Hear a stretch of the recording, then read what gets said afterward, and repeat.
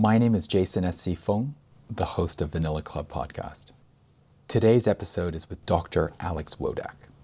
Dr. Alex is a retired physician, best known for his work in harm reduction and advocacy for drug law reform. Dr. Alex was director of the Alcohol and Drug Service at St. Vincent's Hospital from 1982 to 2012. He played a key role in the establishment of Australia's first supervised medical injecting centre in notorious King's Cross, and helped pioneer the needle exchange program to combat the spread of HIV. This was a program which, believe it or not, was illegal at the time. Dr. Alex's conviction was so strong that, as he admits today, his actions were technically illegal. Yet, civil disobedience was the only option available in response to a society that was not ready for fundamental harm reduction concepts that today we take entirely for granted. We covered some highly controversial topics with Dr. Alex, including the origins of the war on drugs, consequentialism versus deontology. Don't worry, we'll explain. And the truth about vaping, or at least the truth about vaping through a consequentialist lens. Don't worry, we'll explain. I'm very happy with this episode as our launch episode. We may not agree with all or most of Dr. Alex's harm reduction platform, in particular that we should be welcoming of vapes because they are less harmful than cigarettes, and that since people will smoke regardless, it's better that they smoke something less harmful. However, it is a coherent philosophy. It was our pleasure to engage with it and attempt to understand it through a lens of simple wellness.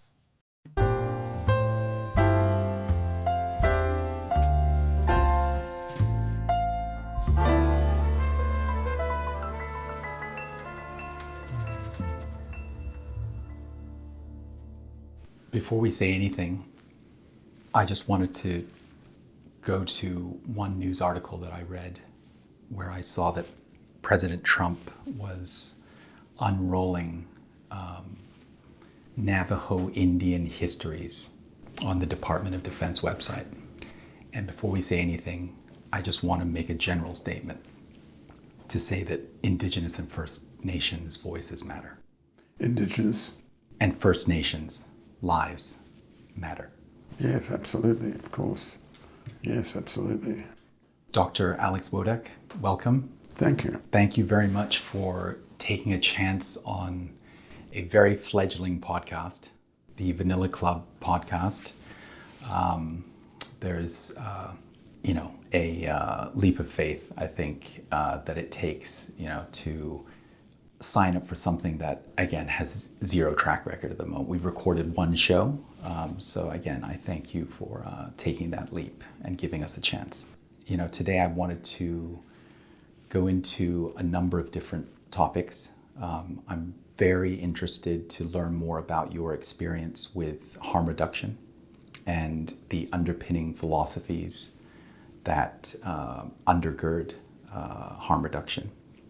I'd love to talk more about your research into this sort of proximate causes, the drug war, prohibition, how this came about, what the sort of backstory was to all of these things. But maybe we can just begin by talking a little bit about how you got started, your background, again, as a physician, 30 years at St. Vincent's in Sydney. Well, it was a series of accidents. I didn't plan to have a career in the alcohol and drug field. My wife and I and our two children were living in London, and I realised I had to do some research. I'd previously done sort of orthodox mainstream medicine in teaching hospitals, including when we were living in London. And I started doing a research project which was about genetic factors that affect the susceptibility to alcoholic liver disease. So why did some people have an accelerated path in developing liver disease due to alcohol, and some people seem to be resistant to it? And was there a genetic background to that? A very biological topic. And when I started to do this research project this was in 1980, I started reading about it. I'd always been quite interested in that area. And the thing that struck me in reading about alcohol was, of course, biology is important. You can't deny that. But really what is much more important is, if you're looking at it from a public health perspective, is the social, economic, political context of alcohol consumption. That's really what drives alcohol epidemics and is really much more important than the biology of alcohol. So I was doing that and minding my own business, and I bumped into my old teacher, Jim Rankin.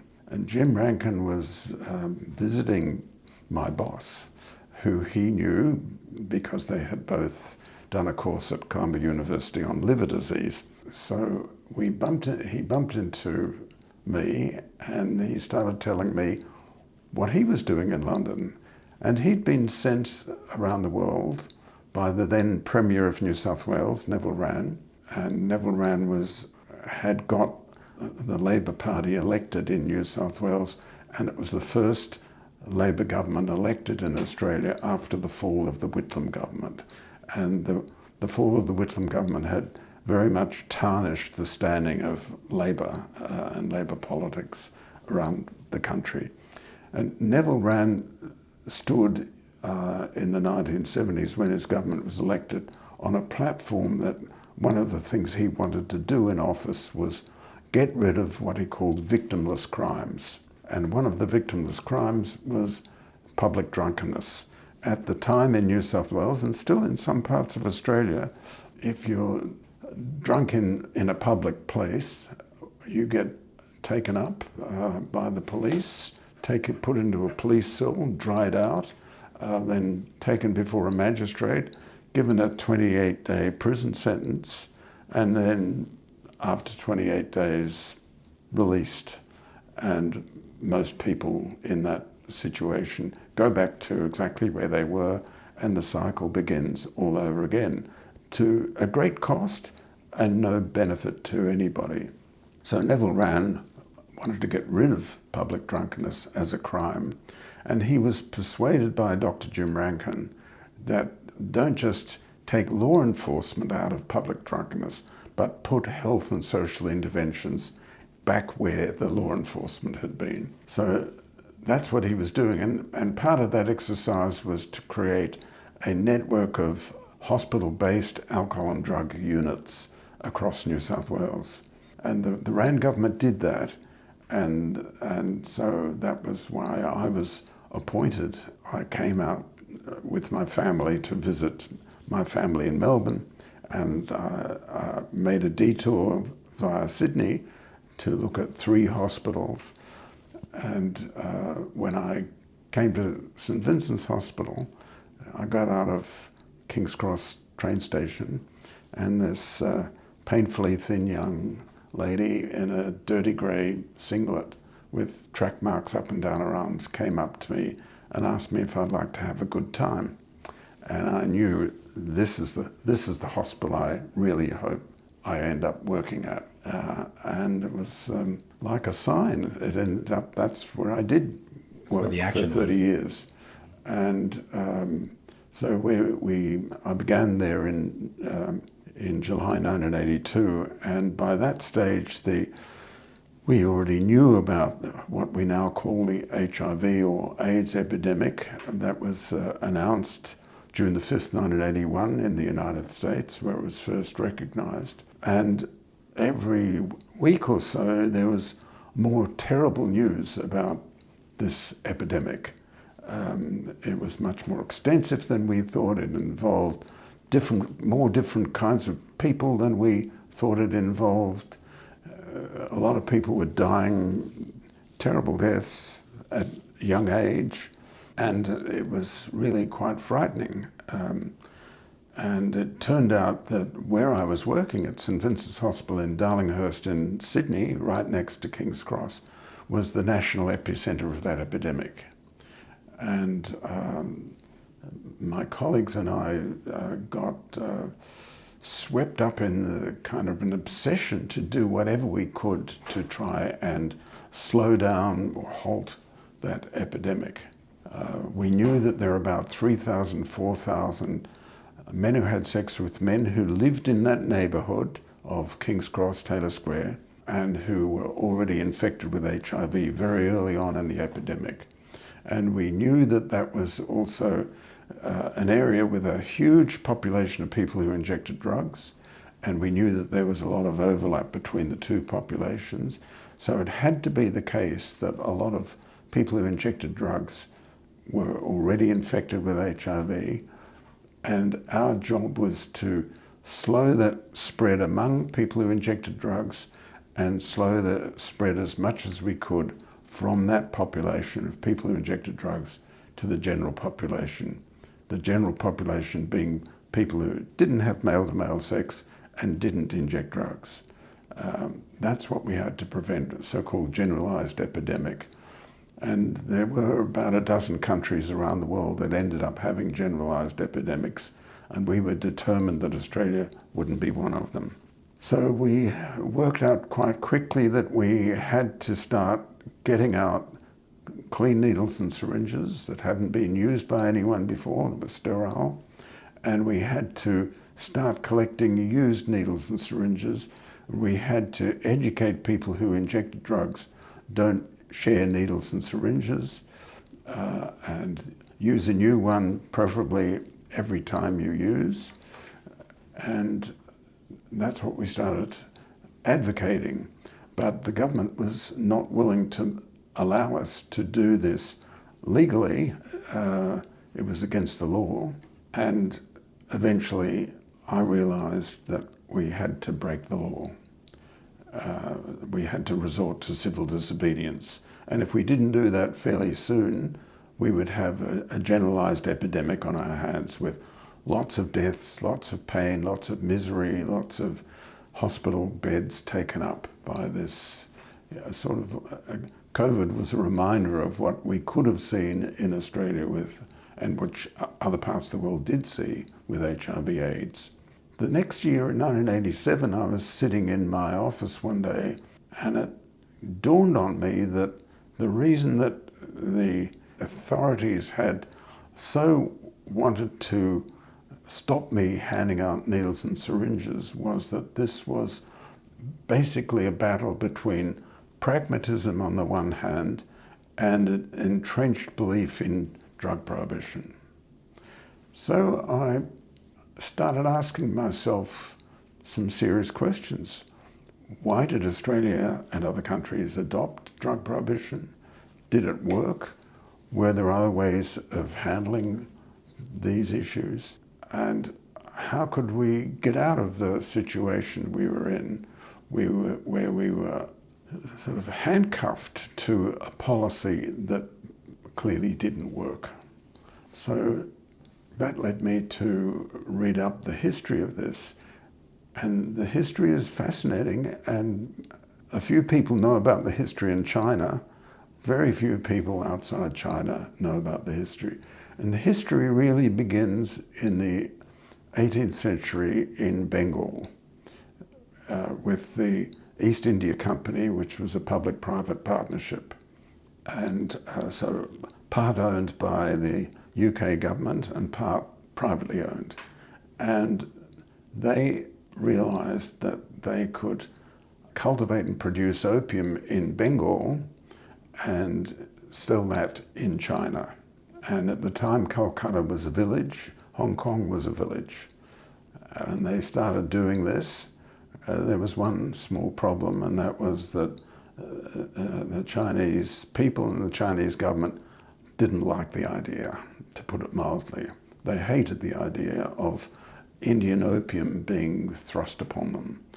Britain was technologically advanced, China was technologically backward. The opium cultivation and East India Company sort of prospered and grew and morphed into the British colony under, starting off with Warren Hastings.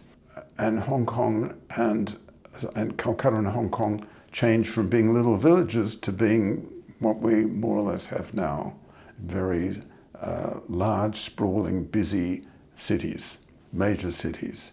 And the British designed special boats that could sail quickly from Calcutta to Hong Kong, and then from Hong Kong the opium would be distributed up the Pearl River and beyond throughout China, but the Chinese hated it.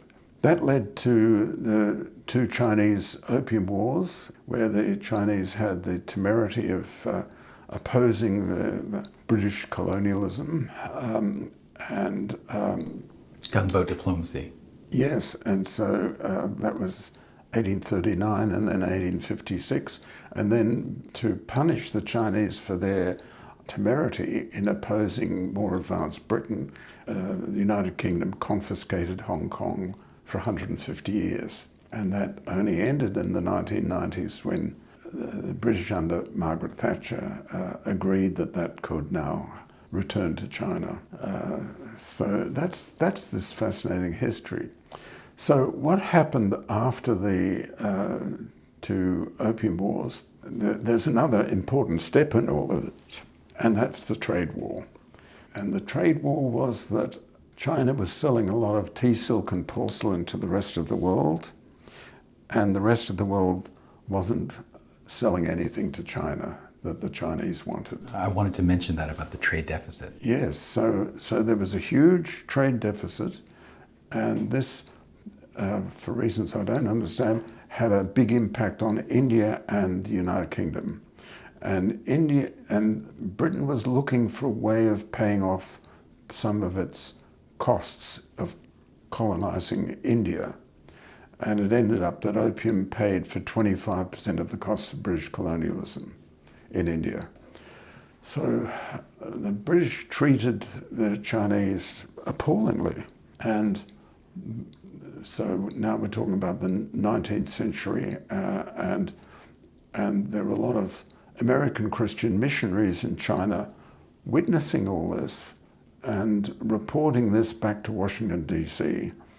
and telling the authorities in Washington, D.C. what they had seen the British do in China, which was terrible.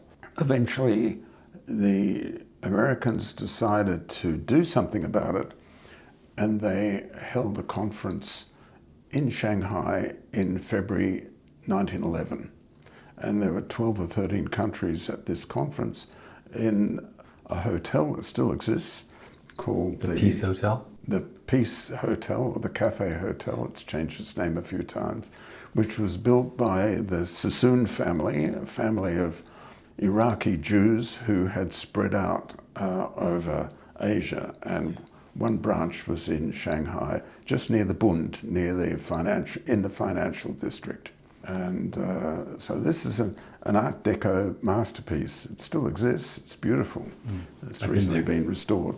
So they held this conference in the Cathay Hotel to figure out what on earth to do about this burgeoning problem of psychoactive drugs around the world. And they realized that was coming. That led to a conference in The Hague in 1912, and then it led to a major international conference in Geneva under the League of Nations in 1925. And the 1925 League of Nations conference, which the US, having proposed the League of Nations, of course didn't join the League of Nations. They were going through one of their isolationist periods, and but they attended as observers, and behind the scenes apparently ran the meeting. And the meeting decided that 3 plant-based drugs would be banned around the world. Initially it was just opium and its derivatives, and then to that was added coca, meaning the cocaine from which cocaine is derived, so coca and its derivatives. And then in the last minute, cannabis was added. And so this is where the beginning of global cannabis prohibition in 1925, and the Egyptians were very keen to add cannabis prohibition. So that all happened in 1925 at that meeting. And then progress was being made based on that 1925 meeting, and then the Second World War interrupted. And then after the Second World War, all that had been agreed under the 1925 meeting was put together into a single convention. the 1961 convention, which was the beginning of the ban on plant-based drugs. And that included opium and cocaine and cannabis. And then it extended. And that was the beginning of the global drug prohibition system. Later on, there was a second convention, 1971, and that was about synthetic drugs. The Scandinavians were getting worried about amphetamines, so to placate them, second convention was added. And then in 1988, a third convention was added on drug trafficking. And then with those three international treaties, the way they operated was that if your country signed and then the executive signed and then your parliament ratified the treaty, then you're obliged to do certain things. Your country was obliged to do certain things. And one of the things was that your country was obliged to pass legislation through its domestic parliaments to punish people who produced, transported, possessed, consumed, sold any of these drugs. And now there are about 250 drugs in that list. And then there's a whole alphabet soup of United Nations organizations was created to support these three international treaties. And that's the system that we still have today. And really it all began with China's trade deficit. That's how it all really started. And that's why the British wanted to sell the Bengali opium, and then later the Indian opium produced throughout northern India. So that's how this all started. And then I got swept up into this because of HIV and got immersed in this sort of history, and that's where we are. So if only China bought more British wool. I'm sorry? If only China bought more British wool, they were content with their silk, right? There was no need to buy the British wool. Well, I think it's instructive to go over this history because we're now at the early stages of an international trade war, unfortunately. That's why I think it's very timely to bring up this history. Yes, right? Absolutely. Because we talk about gunboat diplomacy. That was, the millennials sometimes have a hard time imagining what that is. But it was coming in with guns and coercing people to your will in a naked show of power. Yes. Right. Which is timely because, again, one thing that makes Donald Trump so shocking in a way is that he is a throwback to almost that era that you're talking about. Yes, he is. And America goes through these cycles of being isolationist and other cycles where they are supremely international in their framework and their thinking. And they don't seem to have a stable way of managing that tension that exists over time. They're either in option one or option two. And right now it's full-on isolationism and manifesting in many ways. And one of the ways is unfortunate trade war. And I find this history about China instructive because it reminds us that sometimes the damage from trade war can continue several hundred years after people have forgotten that there ever was a trade war. But here we are dealing with this global system of drug prohibition and figuring out what on earth we can do about it because it clearly doesn't work. So if we zoom out for a second, is it fair to say that there are two general ways of looking at this subject? One is a more consequentialist type of view, and the other one is more, what's the word? It's a sort of deontological, yes, right? Absolutely, that is the right word. And it is this sort of opposition. Is it fair to say that those are the two players in the room? It is absolutely right, and we see these two opposing frameworks battling it out again and again and again. And we're just going through that now in Australia and other countries over the issue of vaping, where we have around about 1.2 billion people around the world who enjoy taking nicotine. I'm not one of them. I never have been, but there are a lot of people. I was a smoker for 3 years and a snoozer for on and off for 2 or 3 years. Yeah, so it's look, a lot of people enjoy it, and a lot of people, we are now starting to realize that maybe there are some benefits from nicotine, not just negatives. And those benefits are not 100% proven so far, but the evidence is mounting up for things like Alzheimer's, Parkinson's, maybe even some severe mental illnesses like schizophrenia. That's a whole fascinating story that intersects with global drug prohibition. For sure. And I want to get into some of that, but just so that we understand these frameworks. So when we talk about the sort of consequentialist view, right, would it be fair to say that, again, this is something where you want to take the moralising, the sort of, I know better than you, I'm government, don't do this because I'm telling you this is bad, right? To put this sort of right and wrong flavor to what is being said. If you're a consequentialist, you strip all of that away. Exactly. That's the crux of it. Okay.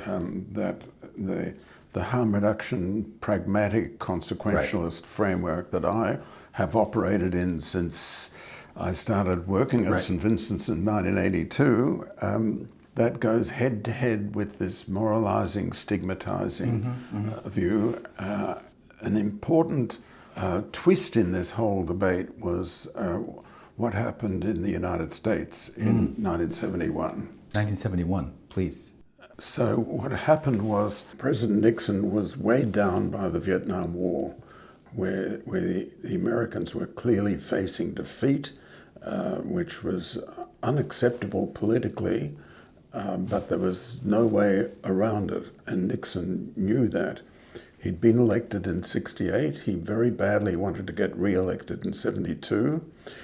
So he established, early in his administration, he established the Committee for the Re-election of the President, known by its acronym CREEP, C-R-E-E-P. And John Ehrlichman, one of his faithful aides, had recommended on CREEP that, Mr. President, the reason you got elected in 1968 was that a lot of elderly white wealthy people voted for you. They turned up and voted, and they voted for you. And these are people who do not like the young and the poor and the black in the United States.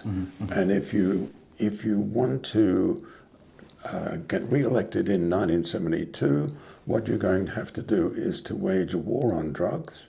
And you don't have to mention the words young, poor, and black. Your elderly, white, wealthy people who voted for you in 68 will connect the dots, and they'll know that you're really, if you say that you're waging a war on drugs, they'll know that you're really aiming at the young and the poor and the black. And it was a dog whistle, and as the Americans call it. And so saying something without actually saying it out loud. So Nixon liked the idea and adopted the strategy. And so he announced a war on drugs in June 1971, and it was very popular, and people loved it. And in the end, Nixon got re-elected in 72, winning 49 of the 50 states in a landslide. And just to be clear, this was mostly freebase cocaine. No, that came later. That came later. No, this was heroin. This was heroin that was coming from Vietnam. Oh, okay, yes. And grown by the Montagnards, the mountain people, with the help of the CIA. Yes. And it's an extraordinary story. It's still hard to believe, but it's documented. And Nguyen Cao Ky, the vice premier of South Vietnam and a loyal ally of the United States, somebody who ended up living out the rest of his life in California after the Vietnam War collapsed in 1975. Nguyen Cao Ky was a mastermind of this opium trade in Vietnam. And we know that because what had happened was originally the French had been growing opium in Indochina, and they stepped up their efforts when the French National Assembly said that that France could not continue to spend money on its military in Indochina, and the French government was determined to keep on its military activities in Indochina, but they had to find a way of paying for it, so they started cultivating opium. And so then what happened was that when the French deserted Indochina and were replaced by the Americans, that the Americans took over the opium assets that France had been managing. And so, I mean, it's hard to believe, but it's documented. So that's how come Nguyen Cao Ky was involved, and so many of the American soldiers in Vietnam were smoking, and some were injecting heroin, and the North Vietnam, as it was then called, got involved in selling the opium and the heroin to the American troops, and this was a major problem for the Nixon administration, and was one of the reasons why their military wasn't working well. So Nixon, to cover his tracks, turned to a Chicago Jewish psychiatrist, Jerry Jaffe, to start a methadone program, a national methadone program, to deal with the problem of returning US soldiers addicted to heroin coming back to the United States. So this is all part of this, the origins of the US war on drugs.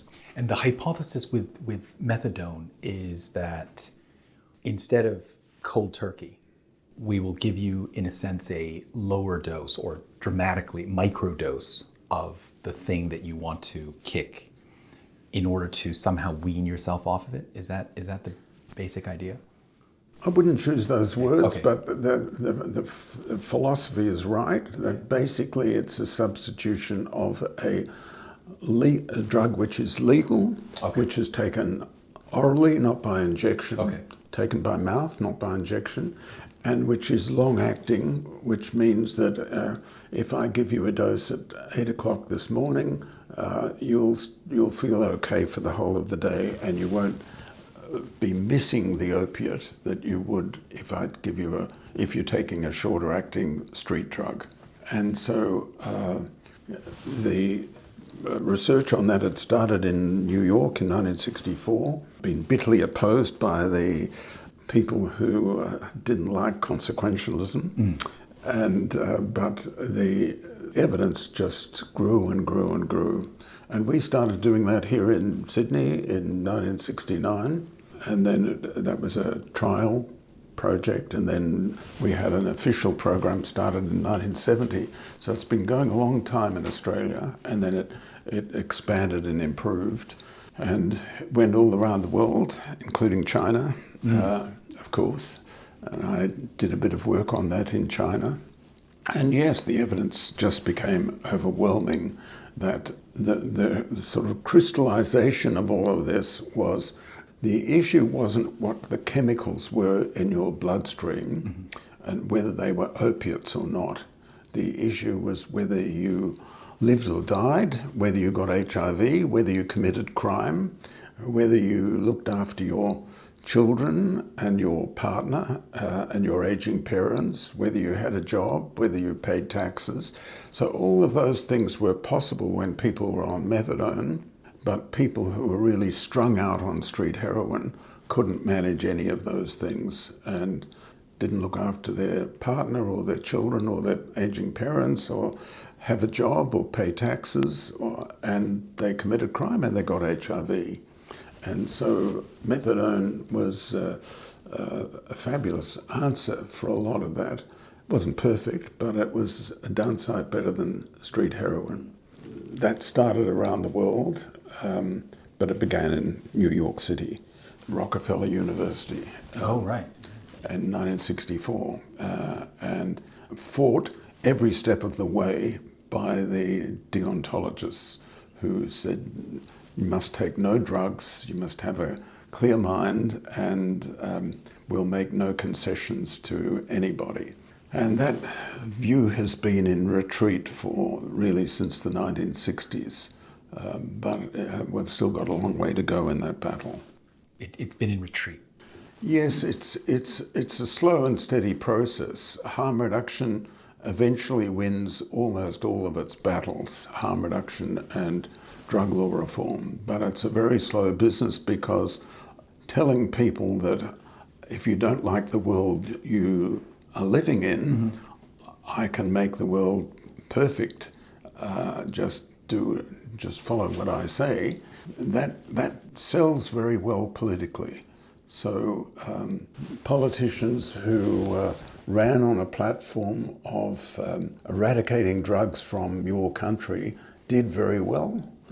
And politicians who said, we can't eradicate the drugs from the world, we can try, but we're not going to do very much. But I can make your world much better than it is, and I can protect your children, but not completely. Whereas the people who indulging in this fantasy of a drug-free world said, no, I will wrap your children in cotton wool and they will be protected forevermore. Yep. And of course it's nonsense. I mean, how on earth can you, we have, particularly in the days of containers in the ships, in the shipping industry, and globalization, and mostly we operate on a principle of free trade. And so we have countries that are good at certain things, trading in those things to other countries that are poor in making those things but better at making other things. So we've had a system that has worked well for 80 years and has lifted billions of people out of poverty. Let's not forget that, particularly in China and India. That's really been extraordinary. But in the process of improving the lives of billions of people around the world, we've cooked the planet, a serious problem. Also, one of the negatives has been that drugs are readily available all over the world. And then as international authorities and governments try and clamp down on that trade, they make a bad problem into a much worse problem at great expense. And the drugs that eventually still exist on the market are more and more concentrated, more and more powerful, more and more dangerous. And we see the street drugs have been steadily getting more and more dangerous. So is it fair to say that there's some strange bedfellows on the deontological side, from the standpoint that you, in the same room, on the same side, you have extreme sort of religio-ideological moralising types, coupled with corporate gatekeeper types, basically constructing the same arguments? Yes, I mean, it's, and we see these contradictions with President Trump, a womanizer beloved by evangelical Christians, not just a womanizer, somebody who has been convicted in a civil, not a criminal court of sexual assault, 34 charges, who has a lifetime of history of criminal behavior, who's been bankrupt 6 times, and yet he's swept up in this world and lionized by people who claim to be in favor of truth, beauty, and justice.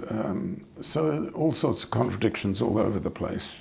And then you used the phrase men who have sex with men earlier. And I'm just thinking that linguistically, right, wouldn't that, in a sense, that phrase itself be an example of some of the harm reduction philosophy, the consequentialist type of philosophy that's somehow become now very mainstream? Because if we zoom back to 1982, yourself beginning a campaign of civil disobedience, people who engaged in certain behaviors were labeled something.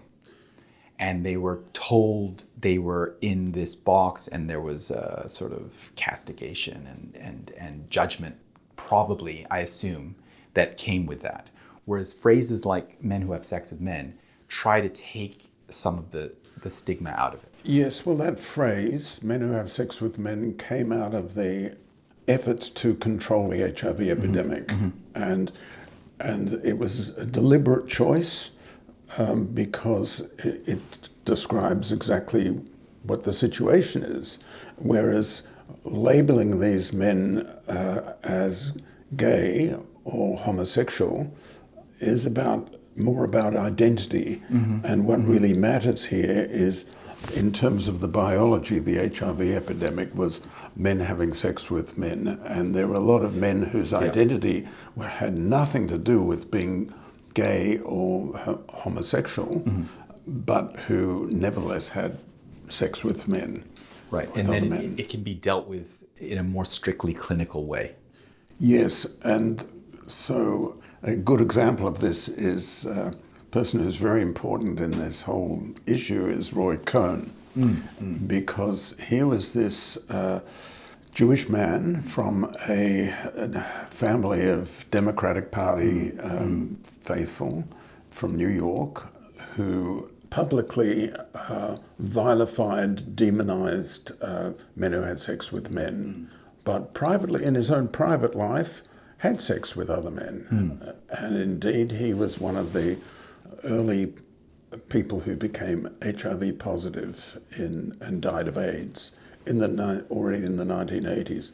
And he was so important because he was the mentor to a property developer called Donald Trump, who goes on to become president. And he also had something to do with Rupert Murdoch. And there's a famous photograph of Murdoch in the Oval Office with President Reagan and Roy Cohn. And if you've ever seen Angels in America, the play, the 2-part play, it's wonderful. And Roy Cohn as a dramatic figure based on Roy Cohn is a central part in that play, which is about the HIV epidemic in the United States. And so he's swept up in it too, Roy Cohn, and he has such an impact on today's world because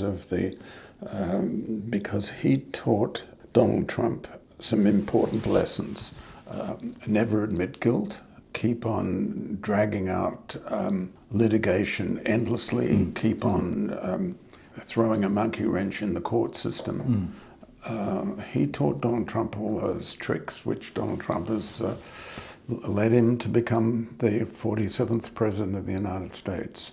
So why men who have sex with men were so important in terms of the HIV epidemic outside the United States, outside sub-Saharan Africa. So 70% of the world HIV is still in sub-Saharan Africa.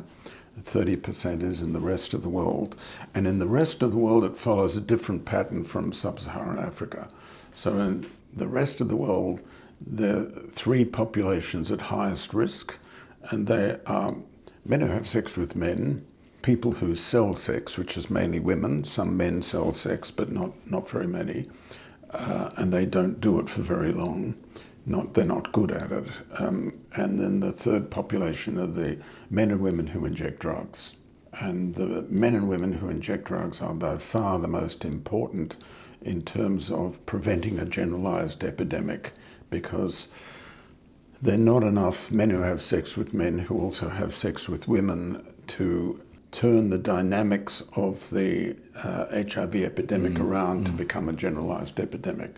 There are enough men and women who inject drugs who have sex with people who don't inject drugs to cause a generalized epidemic.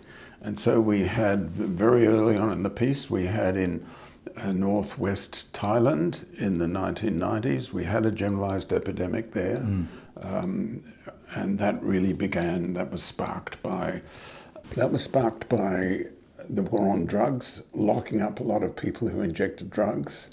And then on the King's 60th birthday in 1987, the King decided to have a royal amnesty, and without knowing anything of what I'm going to say now, the King decided to release a lot of people who were in Thai prisons, and they had been, in the prison, they had been injecting drugs and sharing needles and syringes.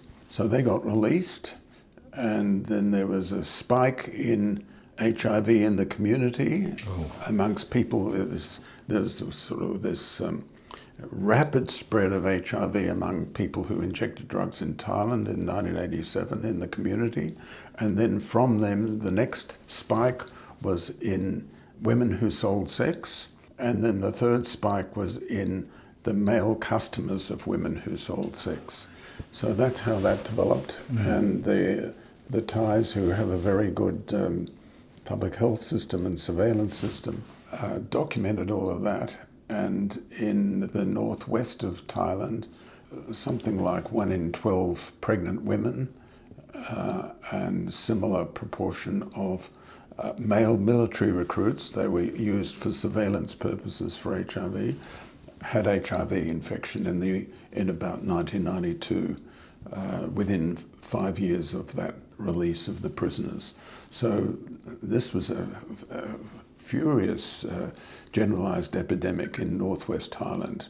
And then I got recruited by the World Health Organization in May 1990 to go to Myanmar, to Burma, to see whether this was happening in Myanmar. Wow. And indeed, it was just starting in Myanmar. And it was an extraordinary mission.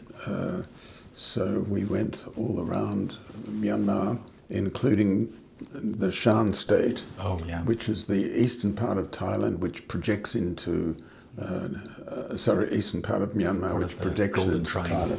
Yes, that was the Golden Triangle, where the opium was being produced in Thailand at that time.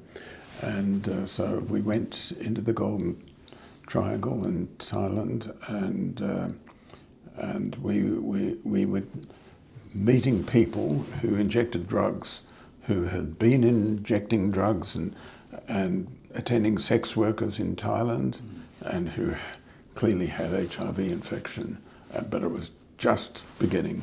So we came back to Yangon. We wrote a report for World Health Organization, which we managed to keep out of the hands of local authorities while we were writing it. I personally drafted that report. Right. Wow. And then it got typed up in a secure office. And before we had left Yangon, the State Law and Order Restoration Council, as was called then, SLORC, rejected every single one of our recommendations. Every single one. Every single one. Every single one. And so we knew how to stop the epidemic. Wow. This was a country at the time that had, because of the auspiciousness of the number 9, they had currency denominated. Correct. In 45, in 90. They had a 90 bill. I collect some of these notes. It was wild. Yes, that was operating. That system was operating while we were there, and I mean this every single one of your recommendations. Wow. Every single recommendation. I mean, in Myanmar, Burma had been the rice bowl of Asia. Why did they let you in, though? Well, a poor country. WHO was keen to find out. WHO had a good name in those days, and they couldn't really keep us out. And maybe there were some people in the military who thought it would be good for Myanmar's international standing, who knows? But they let us in, and in fact, we were in Mandalay, and we were told to return to Yangon urgently, and we did that. And the day after we were back in Yangon, there were the national elections, and Aung San Suu Kyi was elected with a huge majority, but the military didn't relax their grip on power. They prevented her, at that stage they could still prevent her from taking office as the leader of the country, and they did, but we were there at the time. My colleague and I, my Norwegian colleague and I were there, and we saw it all happen.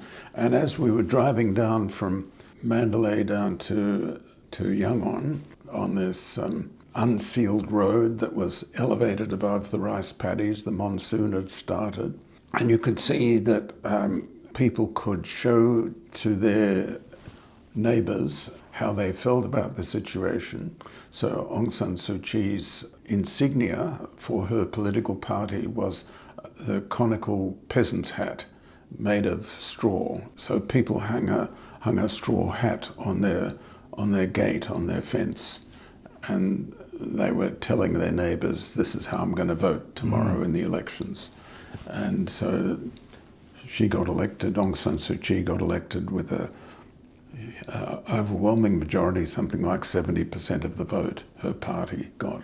So it's a tragedy what's happened in that country ever since. Formerly the rice bowl of Asia, and it's gone from that to having to import rice. So it's a demonstration that government really does matter, that you can smash a country by having terrible leadership, terrible government, decade after decade, and that's what's happened, and this unfortunately is still happening in Myanmar. So, Dr. Alex, I wanted to ask you a sort of like levels of analysis question. So let's say that, again, we've been talking mostly at the public health type of level, and the effectiveness of the harm reduction framework, as evident, as you've taken on this, global tour of how it has been effective in different places around the world. But I'm just wondering if we drop down to more of like a family level, right? I mean, you mentioned 2 kids. I have 2 kids. In terms of that family unit, is it reasonable? Is it, in your view, something that is sensible to potentially maintain a consequentialist view at the public health level, but when you drop down to the family level, potentially, adjust that to maybe a more deontological view, where you're maybe dispensing advice to your children? In my view, no, it isn't, because public health is a macro view, and what you're talking about is a micro view, and the two worlds aren't different, they are the same. And we had 2 children in England, 2 kids born here, so we had 4 altogether, and those kids are much better off if mum and dad in my family and in all families are realistic about what the options are. If somebody is selling a kilogram of heroin in Patpong Road in Bangkok for $1,000, and by the time it reaches Times Square in New York, or Gerrard Street in Soho in London, or Darlinghurst Road in King's Cross in Sydney, it's worth $200,000 wholesale, which is more or less the ratio. It's going to get there, whatever you do. That's being brutally realistic. And the more you make the penalties for the possession or transport or use of the drugs, make the punishment more and more severe, the longer and longer prison sentences, give more and more money to the police, all you do is just increase that ratio. That the traffickers will make a judgment that it's like an insurance policy, that my risk has increased, so I'll increase my reward. I'll have to pay more bribes, I'll have to pay higher bribes in order to keep trafficking heroin or cocaine or whatever it is.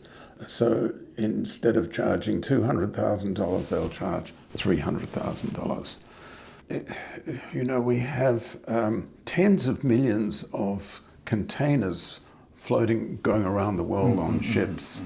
We inspect somewhere like 2% of those in most parts of the world. In parts of the world, that rises to 10%. So 90% or 98% of the containers aren't inspected. And if you really want to, if you're serious about drug trafficking, you start sending the drugs in containers that have got frozen food in them.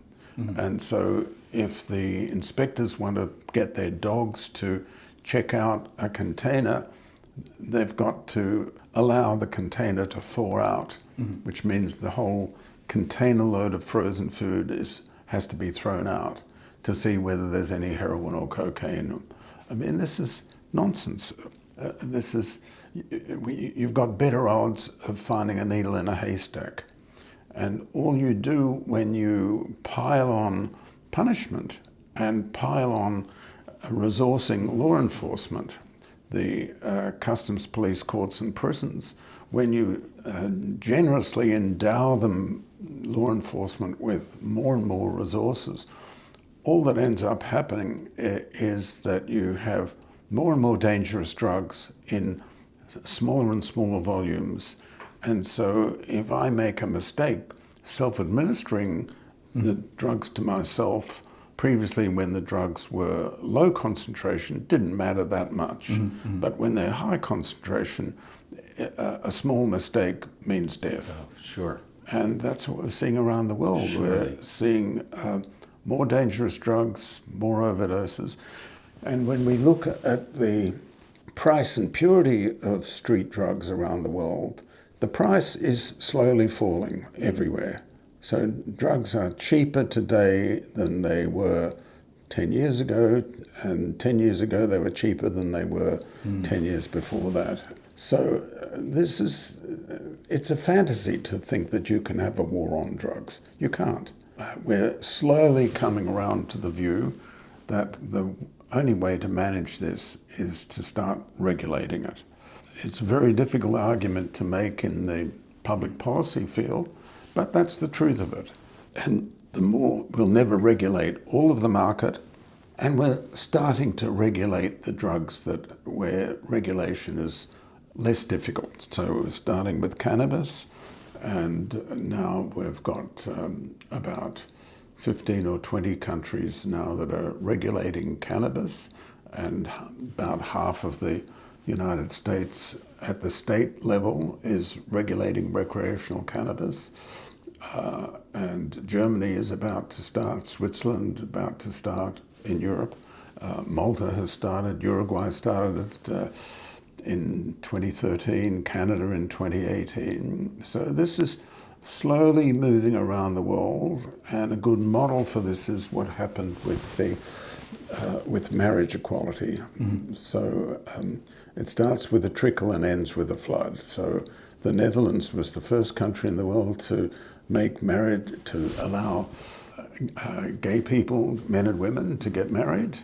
So they allowed same-sex marriage in 2001, and then it was a few years before the next country, and then the third country a little bit sooner, and then the fourth country even sooner, and the fifth country even sooner, and its process starts accelerating. So now we've got about 30 countries that where marriage equality is legal, and we've got processes even started in Asia, in Taiwan, and now just recently in Thailand, and in Africa, in the Republic of South Africa. So this is now becoming a global, slow global movement, and this is what's going to happen with global drug law reform, that it starts very slowly and it will accelerate. And after cannabis, we will start regulating, and my guess would be drugs like MDMA and psilocybin, which are not really dangerous drugs. They're not, I wouldn't say they're risk-free. Nothing's risk-free, including the delicious coffee that I just enjoyed. But life is a matter of balance. You balance risks against rewards, pleasures, and you decide that the risks of caffeine are very minimal. So, and it's a very enjoyable drug. So many people around the world take caffeine, likewise with nicotine. And so we've had this debate about, we have actually, it's a debate we should have had but haven't had this century, as we have now got, first we had snus, which is a tobacco in a powder form. And importantly, it's powdered tobacco that has been pasteurized. And the pasteurization of the powdered tobacco kills the bacteria that produce the nitrosamines, and it's the nitrosamines, the family of chemicals, that are cancer-causing. And so snus is not cancer-causing. And Swedish people have been using this, particularly men, have been using this for about 200 years. But it didn't really spread much outside Sweden, and didn't spread from men to women for some reason. Really? Yeah. And then this century, it's become very popular in Swedish men and has replaced tobacco smoking, cigarette smoking. So now Sweden became the first country in the world with a smoking rate of under 5%. And that's a very important landmark. And Sweden has the lowest rate of lung cancer among any rich country because of snus replacing tobacco smoking. And then came vaping, and vaping also came from China. There had been experiments with making electronic cigarettes from the 1960s, but we didn't have the strong enough batteries until the smartphone forced the development of smaller and smaller and more powerful batteries. And then Hon Lik, Chinese man who had been banished to the countryside for political reasons, didn't want to go there, but he became a cigarette smoker because everyone around him in the rural areas he was living in, all the men smoked, so there was pressure on him to smoke, and he started smoking, and he wanted to stop, and when he decided he wanted to stop, he found he couldn't. And his father got lung cancer from smoking and died prematurely. And so this firmed his resolve. He managed to apply successfully to the authorities to be allowed to come back to Beijing. And he became a chemist and worked for a company. And in his nights and weekends, he tinkered around, and he realized that if he was going to give up smoking, he had tried all the conventional methods and nothing worked. He had to develop a machine that would give him nicotine without the products of combustion. So he worked all that out, and in 2003 he had mastered the world's first commercial vaping device. And he patented it, sold the patent, and then this reached the market in 2007. And it slowly started to spread around the world. And in 2010, it became popular, started becoming popular, I should say. And in 2010, the Conservative British Prime Minister, David Cameron, and importantly, David Cameron was an ex-smoker. So a psychologist friend of his, David Halpin, explained to David Cameron why vaping was so important for Britain.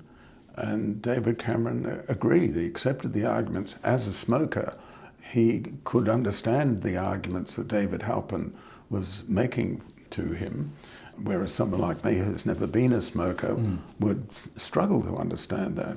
And so David Cameron started regulating vaping in Britain in 2010. Australia in the next year, 2011, while Nicola Roxon was the health minister, was persuaded to severely restrict vaping. And so she did that. And Australia still hasn't recovered from that nonsensical position. So we severely restrict a safer option, but the dangerous option that kills 2 out of every 3 long-term smokers, cigarettes, is readily available for every adult in this country. And so 21,000 people die every year from smoking in Australia, 8 million around the world. 1 billion smokers will die around the world between now and 2100. And we have these 4 much safer alternatives now. Australia is really a poster exhibit for what happens when you have policies that don't stack up in the real world.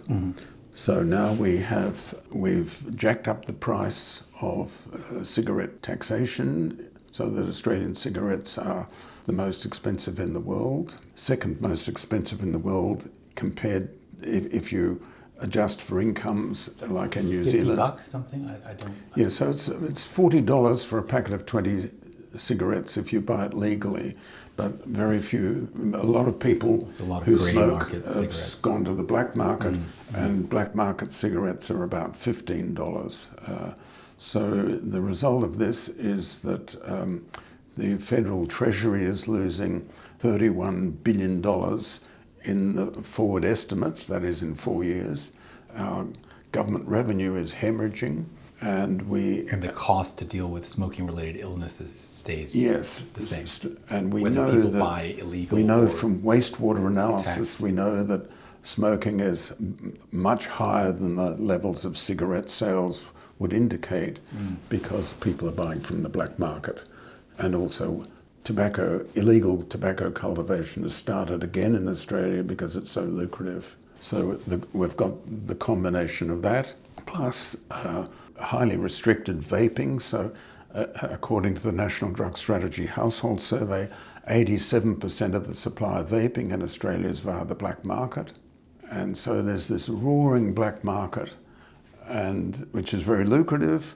And now the criminal gangs are fighting over who's going to control the black market. So we've had several homicides in public, people shooting each other.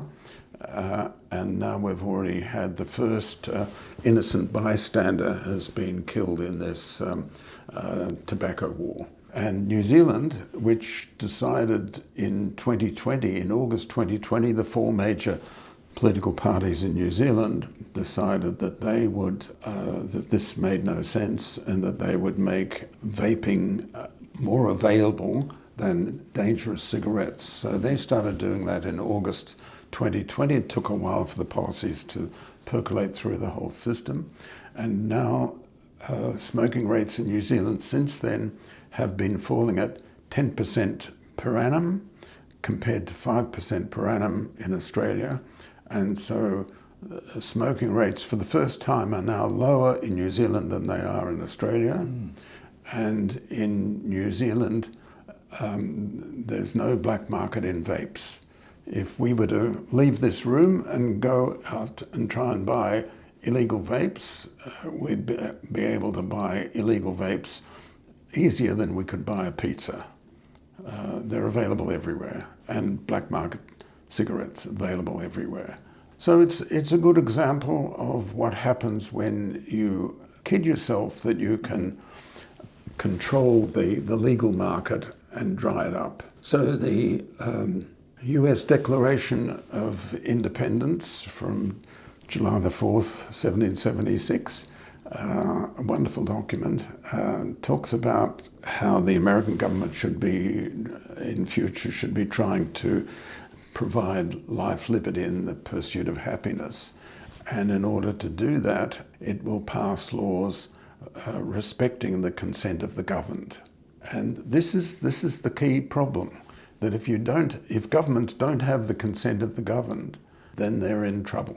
Clearly, the Australian governments don't have the consent of the government over the high price of cigarettes that we're charging and the ridiculously severe restrictions. So since October the 1st, 2024, if you want to start vaping, previously you had to go to a doctor and get a prescription for the nicotine. That was scrapped and in the Senate, and then from October the 1st, you have to get it from a chemist. But the problem is the chemists don't want to provide vaping devices. They weren't consulted and they don't agree with it. And the smokers don't want to go to a chemist to buy their supplies. They want to go to vaping shops like they used to before, that were tolerated in Australia, like they are in many other countries. And the vaping stores were staffed by ex-smokers who had managed finally, after many, many attempts, to give up smoking only by replacing smoking with vaping. So they knew all the tricks, they knew how to do this, and they were very enthusiastic about it. So if you, as a struggling smoker who had tried everything and nothing had worked for you to quit smoking, if you went to a vaping shop in Australia before and said, please help me, they would turn cartwheels to try and help you quit smoking, and they would manage to do that because they had done it themselves. And we closed all the vaping shops, unfortunately, and now you can only learn about this from chemists who haven't got a clue what they're doing because they've never been smokers or vapors. And so the whole thing operates through a black market. And this is one of the illustrations that when you think you're doing something by banning something that's very popular, all you do is you change who the supplier is. You change from having a legal supplier over whom you have some control through regulation to an illegal supplier over whom you have no control. So the Australian government can't control the black market. Nobody can. And so if they want to sell to kids, they'll sell to kids. If they want to sell to pregnant women, they'll sell to pregnant women. Anyone who's got a $50 note, they'll gladly take your money. So we're dealing with this fantasy policy, which is supported by the entire Australian health establishment, by the health charities, the Heart Foundation and the Cancer Council. All these support this, and it's complete nonsense. But it's interesting what's happening in the real world. In the real world, the smokers are like other people who take drugs. If you say to somebody who takes drugs, the drug you're taking is really dangerous. I've got a drug that's almost as good, maybe not quite as good. Maybe you won't like it quite as much, but you'll enjoy it. And it's affordable, and it's available, and it's legal. And you can take it if you want. So this is methadone instead of heroin, street heroin, for example. A lot of people who use drugs will make that transformation from the illegal market to the legal market. And everyone wins from that. And when we do this for smoking, guess what? Same thing happens. Few smokers on day one, but as time goes by, more and more smokers. So about 10% of the world's smokers now have switched from the high-risk options to low-risk options. 10% in about 15 years.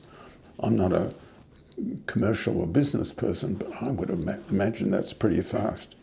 And if we look at the world's largest traded tobacco company, Philip Morris International, which has a market capitalization of about 150 billion US dollars. So it's a pretty big company. They started on this journey in 2004. They voted in their research committee to stop spending money to improve the cigarette, improve in inverted commas, and they banned further research on improving the cigarette, and they started funding what they called reduced risk options. There's a whole suite of reduced risk options that Philip Morris International and the other major traded tobacco companies operate on. So in 2015, the smoke-free options, all of the reduced risk options avoid combustion, avoid smoke. So the smoke-free options accounted for $0.2 billion of net revenue for Philip Morris International. 9 years later, 2024, last year, the smoke-free options accounted for $14.7 billion, so an increase of 30 times in 9 years. And that $14.7 billion amounted to 40% of Philip Morris International's net revenue. And they're aiming to reach 50% next year, I think it is, and 66% by 2030. So Philip Morris International is the market leader in traded tobacco companies switching from combustible cigarettes to smoke-free alternatives. They're going at a furious rate. So the smokers are okay with this. The traded tobacco companies are okay with this. The state-owned tobacco companies aren't at all interested in this. And that includes the world's biggest tobacco company. Japan Tobacco. China. Yeah. China National Tobacco Corporation, 100% owned by the Chinese Communist Party. And they have the world's biggest portfolio of tobacco harm reduction patents. But so far they haven't touched that area. And tobacco harm reduction, vaping, is still illegal in China. It's common, but it's illegal. But one of these days, the Chinese Communist Party, the Chinese government, will press the button for tobacco harm reduction, and China will swamp the world with good, cheap tobacco harm reduction options. But at the moment, that hasn't happened yet. And this is an important development. This is a $1 trillion, maybe more, economic activity around the world. It's not inconsequential by any means. And then we've got these products that Philip Morris International and British American Tobacco and Japan Tobacco have been working on for almost 20 years now. And Philip Morris International is the leader in that area with their what's called a heated tobacco products. They now call them heated tobacco units for some reason. And they've got a brand they call IQOS, which some people believe stands for, it's IQOS, I Quit Ordinary Smoking. And so these products were released in Japan in 2017, and Japan bans vaping, but allows heated tobacco products. And from 2017 to 2023, heated tobacco products have been a huge market success in Japan, and cigarette sales have dropped 52% in that time. This is unprecedented. No country has smashed cigarette smoking as rapidly as Japan has done, as people are switching from smoking to heated tobacco products. I've been in Japan in that period, and you see these people using these heated tobacco products everywhere, and they're on sale everywhere. And the interesting thing is that none of this was done with the support of the Japanese government. The Japanese government allowed it to happen, but didn't try and foster it or encourage it. And just imagine if governments had actually been behind this. And behind Japan's nervousness about these heated tobacco products is the World Health Organization. So we find that the World Health Organization and the billionaire philanthropists, Bloomberg, Gates, people like that, for some reason have been prohibitionists on this area. The WHO were prohibitionists about HIV in the late 20th century. They opposed needle syringe programs.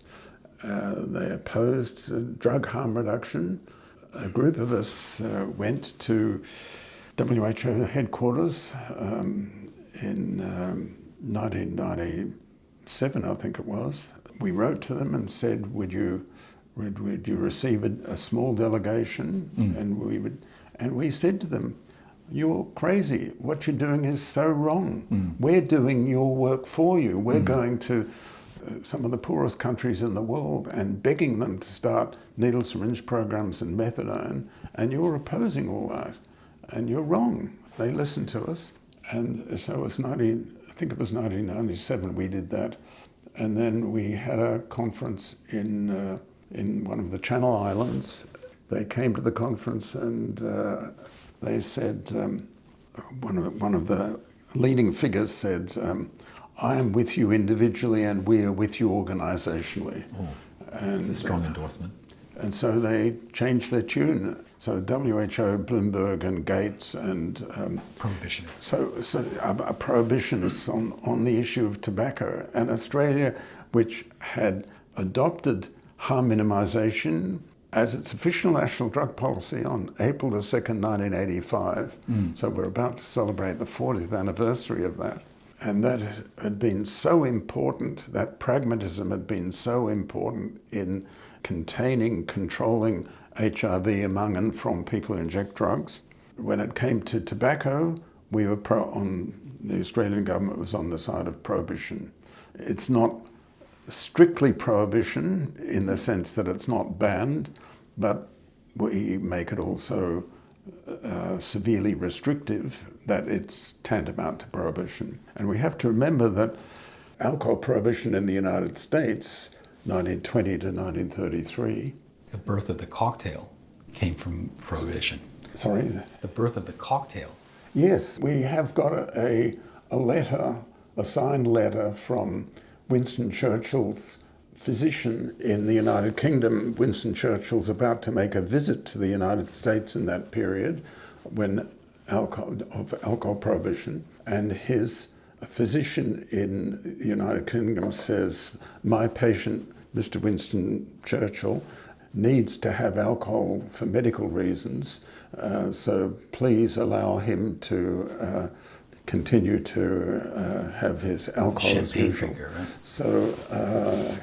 So what people don't realize is that many people don't realize that during US alcohol prohibition, the medical use of alcohol was legal. So Winston Churchill was able to obey the law and have legal alcohol during alcohol prohibition, as other well-connected, privileged people were. They could get a prescription for it. And the same thing operates in Iran with opium. So prohibition often has these kind of loopholes, and we have these loopholes in Australia's prohibition of vaping. So it's not really prohibition, but it's not really readily available either. So if I can ask a sort of prohibition-esque type of question, again, from my own personal experience as a former smoker. You know, I quit cold turkey. I smoked 3 years in uni, and I was a pack-a-day smoker. It was social smoking at that time in New York City. This was right before the indoor smoking ban. Social intercourse happened in the midst of smoking, and it was uni and it was fun. But uni ended, and it felt like if I didn't quit then, I was going to continue this habit indefinitely into the rest of my life. So somehow, potentially with some influence from my parents and my own sort of awareness of this kind of moment, I was able to quit on my own. So I guess the sort of prohibition type question that I would ask is, how many people like me does the sort of harm reduction methodology miss? By saying, hey, there's a lower grade version of smoking, why don't you try this? If I'd been offered a vape, maybe I would have taken to it, gotten addicted to that, vape for 20 years as opposed to quit cold turkey. Well, we know the answer to that, and we know that the answer definitively, and the answer is, of course, there'll be individuals here and there and everywhere, but they're very few. And the net benefit is huge. So if you add the pluses and subtract the minuses, it's still way, way positive. So I was by far an outlier, my experience. You were an outlier. And if we look at the United States, New Zealand, Australia, if we look around the world, in the rich countries, different story in low and middle income countries. That's completely different, because the rich countries have small populations of young people. The low and middle income countries still have large populations of young people. That's the difference. But if we look at those three countries I mentioned and other rich countries, we see that smoking in young adults has fallen to levels we haven't seen for many, many decades. So what percentage of people in their late teens are now smoking in the United States? 1%, 1.5%. New Zealand, the same. Australia, getting down to that level. We haven't seen these levels for decades, many, many decades. And this is because vaping is replacing smoking. That's the reason, with huge net benefit. And in the same way, this is part of a historical pattern that we see in many, many business cycles. We see, for example, where in the middle of replacing our cars powered by the internal combustion engine using fossil fuels, petrol and diesel, we're seeing those being replaced by electric vehicles. Nowhere is this happening. Well, it's happening at a furious rate in Norway and a few other countries, and China is really driving this. They're the number 1, 2, and 3 of electric vehicles in the world, and Tesla is number 4 and now dropping very rapidly. So for other reasons, but and we see this again and again, where consumers decide that the newer product is better, they drop the old product. And we saw this with the coal train was replaced by the diesel train was replaced by the electric train. Much, much better. We see this when we enjoy audio. We're doing this right now. We used to have black vinyl records, and they were succeeded by Walkman, the cassettes, and they were succeeded by compact discs, and then we've gone from compact discs to streaming. And each one has been a huge improvement in the consumer experience. Usually it's been going from an inferior technology to a better technology, going from a more expensive to a less expensive, less convenient to more convenient. So we've had all of those advantages in the consumer audio experience. And right now we're going through that with tobacco and nicotine, that consumers realize that that combustion is the enemy. And that was only realized in 1976.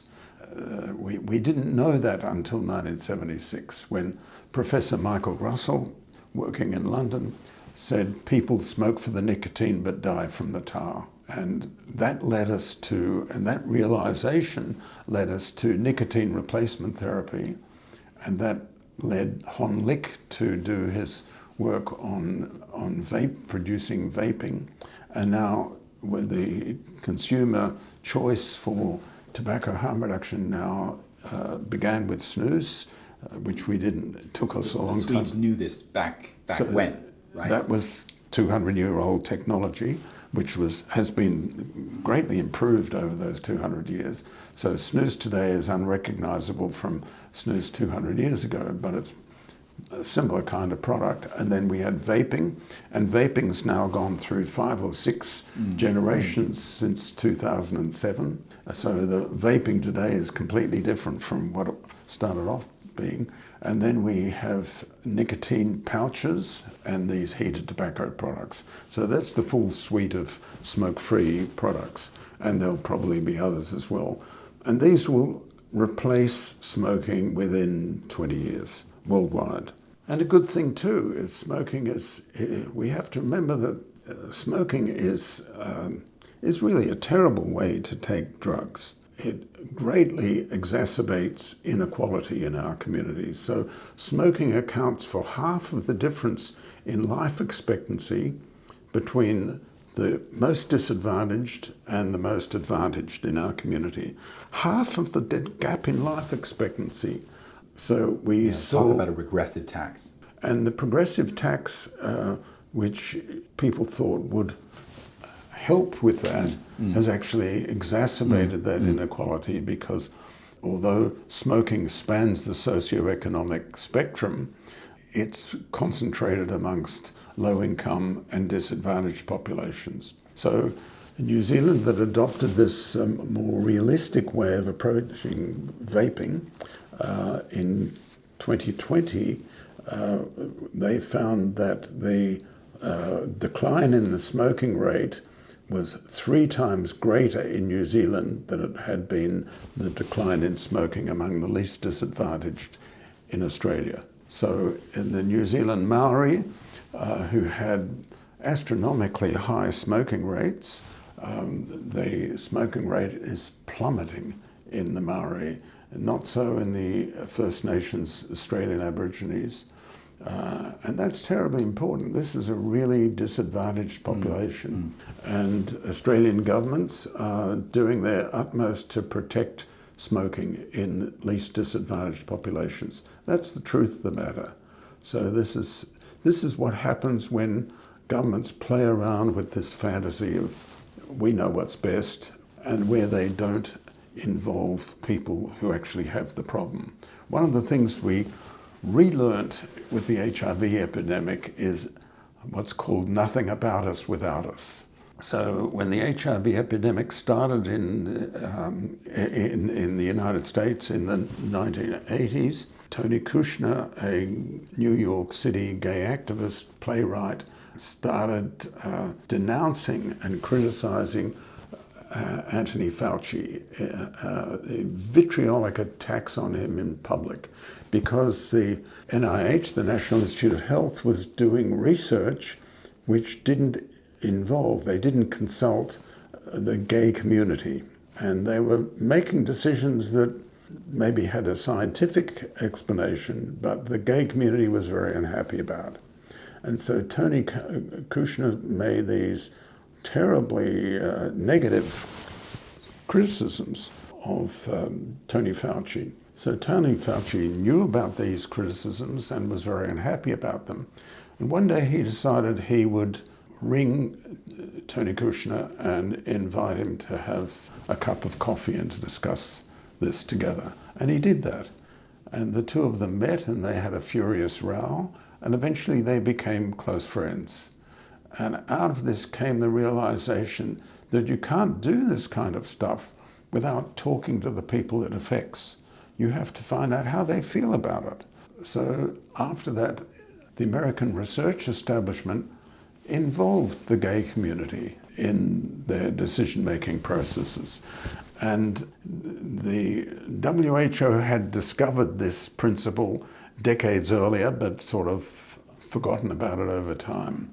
And so this principle of nothing about us without us, we've learnt from the Australia's experience with vaping, where no smoker has ever been consulted by American policymakers or government or the tobacco control people. They look down on smokers. They don't want to talk to any vapors. They won't talk to people like me who advocate vaping as less harmful than smoking. So we've learnt once again how dangerous it is not to consult the people who have the direct experience, the world experience. So one of the benefits of all of this is a revival of the principle of nothing about us without us. Look, it's very important to go back to what happened in the early years of the HIV epidemic in Australia. And what happened was that we had the Fraser government initially, a Conservative government, and in March 1983, the Hawke government was swept to power. And the incoming health minister, Dr. Neil Blewett, was still alive, is a very sophisticated former professor of political science. So he knew about politics in a practical sense. He also knew about it in a theoretical sense. He understood the problem well. One of the things that happened with Neil Blewett was he was arranged to meet a guy called Bill Whittaker. Bill Whittaker was a gay activist in Sydney, just died this year, or maybe late last year, just died within the last year. And Bill Whittaker had a private meeting with Neil Blewett after Neil Blewett had become health minister. And he said, there are three populations you have to really pay attention to. Men who have sex with men, people who sell sex, mainly women, and people who inject drugs.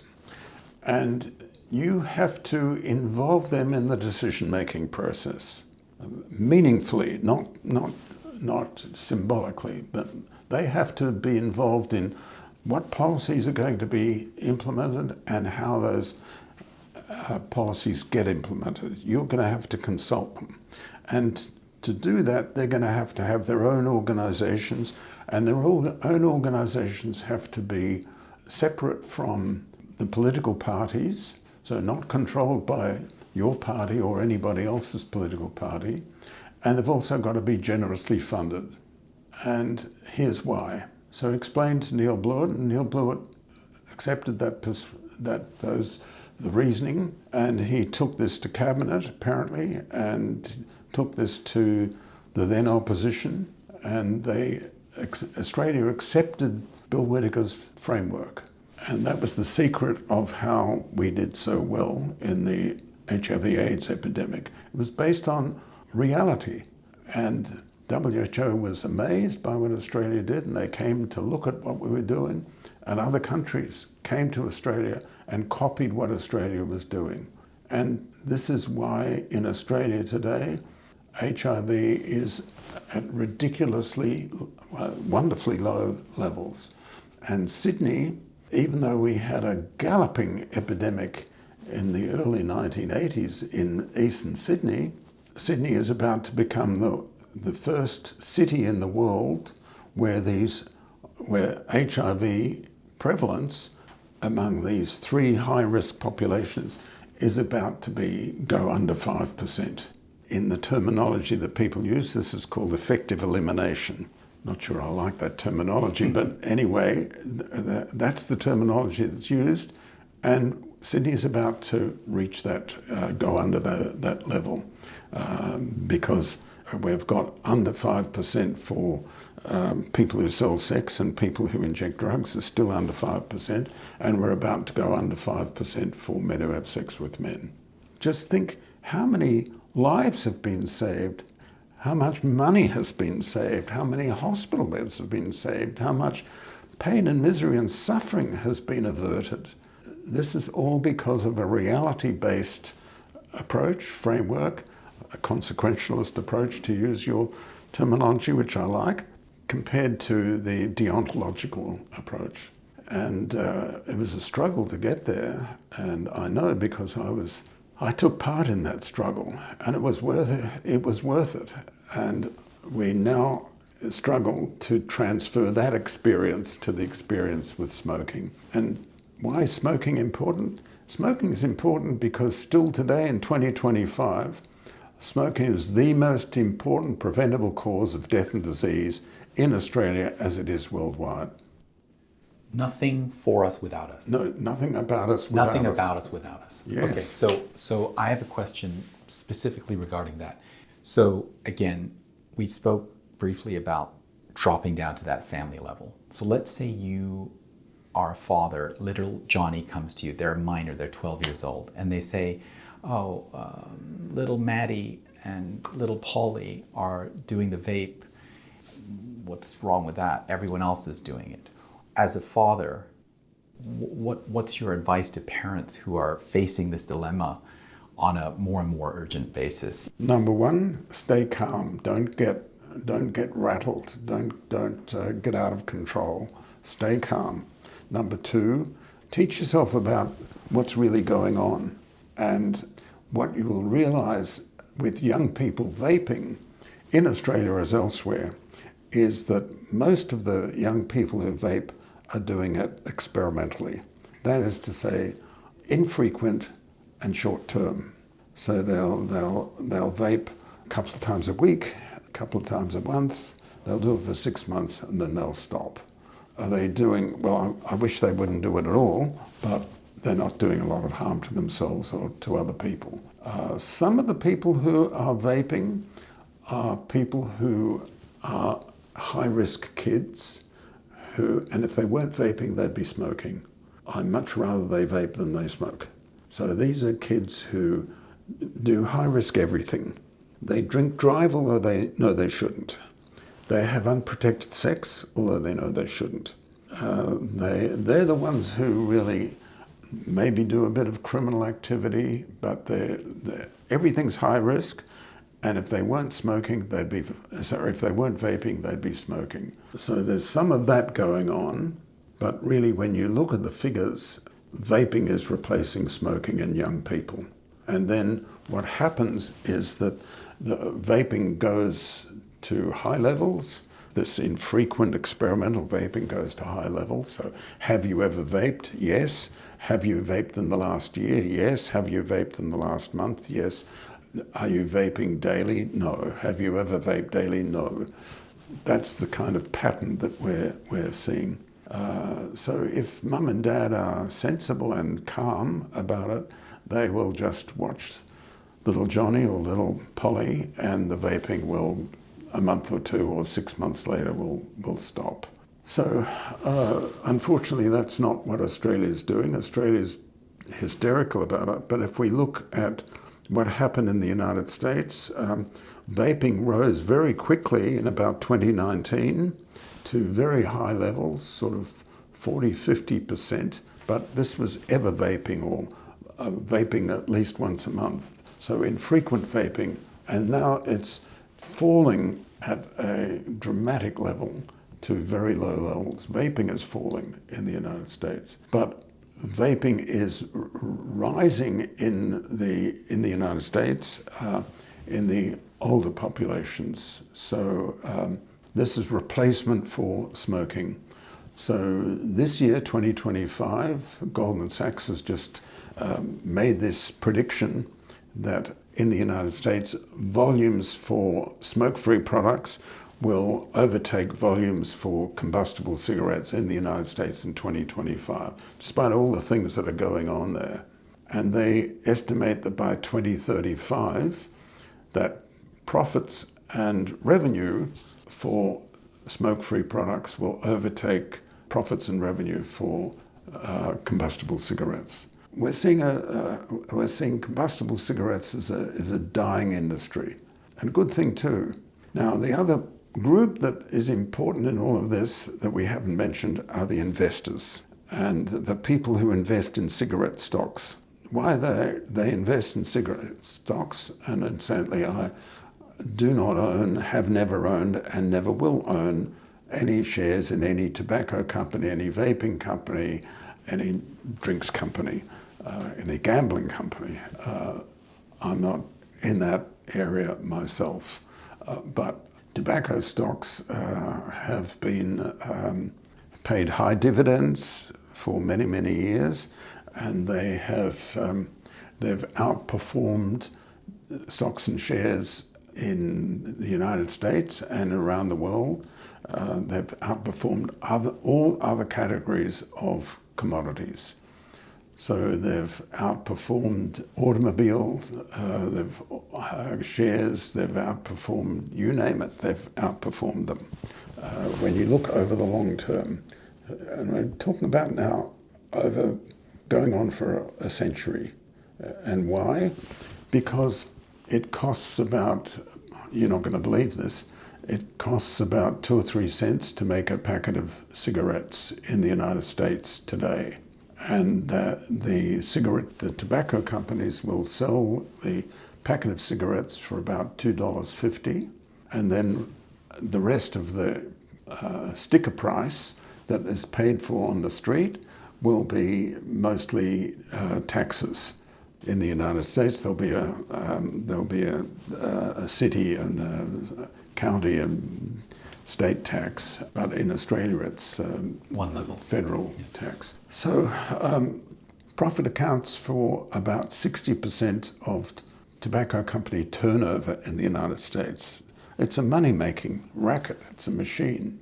Well, it's the best business model ever devised. And Warren Buffett there's a quotation by Warren Buffett of Berkshire Hathaway, and he says that I love the cigarette trade. It costs a penny to make, and there's tremendous brand loyalty, and it's incredibly profitable. He says all that in many fewer words, but that's what he says, and he's right. It's don't think it's a good product, but anyway, it's nearing the end. And what's the attitude of investors?